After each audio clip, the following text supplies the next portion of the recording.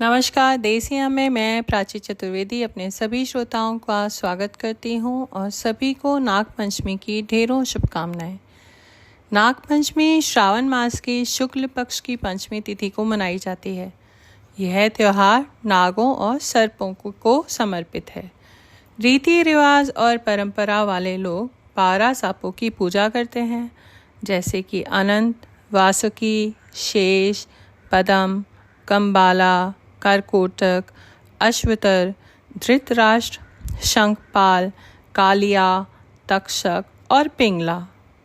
आंध्र प्रदेश में आदिशा मंदिर, केरल में नागराज मंदिर, चेन्नई में नागथम्मन मंदिर, जयपुर में हरदेवजा मंदिर, उज्जैन के महाकालेश्वर मंदिर के तीसरे तल पर नागचंद्रेश्वर मंदिर, वहाँ पर भी नागपंचमी के दिन एक ही दिन द्वार खुलते हैं और पूजा की जाती है।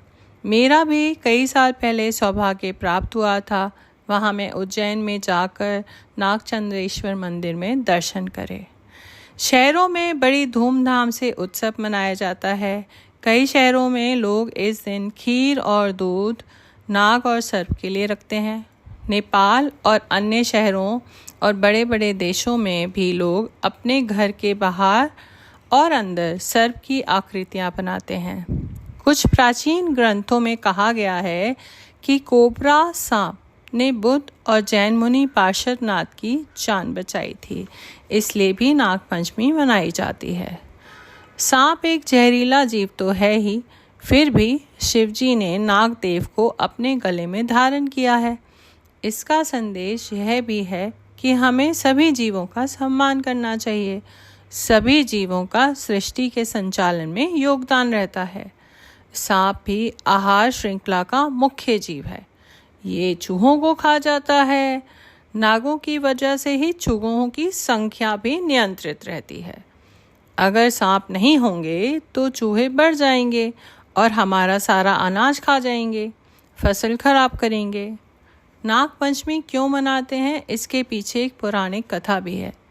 महाभारत युद्ध के बाद पांडवों ने अभिमन्यु के पुत्र परीक्षित को राजा बना दिया और खुद स्वर्ग की यात्रा पर निकल गए थे। पांडवों के बाद धरती पर कलयुग का आगमन हुआ। राजा परीक्षित की मृत्यु नाग देवता के ढसने से ही हुई थी। परीक्षित का पुत्र जन्मेजय बड़ा हुआ तो उसने अपने पिता की मृत्यु का बदला लेने के लिए नागदाह यज्ञ किया। इस यज्ञ में पूरी पृथ्वी के नाग आकर जलने लगे। जब यह बात आस्तिक मुनि को मालूम हुई तो वह राजा जन्मेजय के पास पहुँचे और उन्होंने समझा बुझाकर यज्ञ रुकवाया। जिस दिन यह घटना घटी उस दिन भी सावन शुक्ल पक्ष पंचमी थी। आस्तिक मुनि के कारण सभी नागों की रक्षा हुई, तभी से यह पर्व मनाना आरंभ हुआ।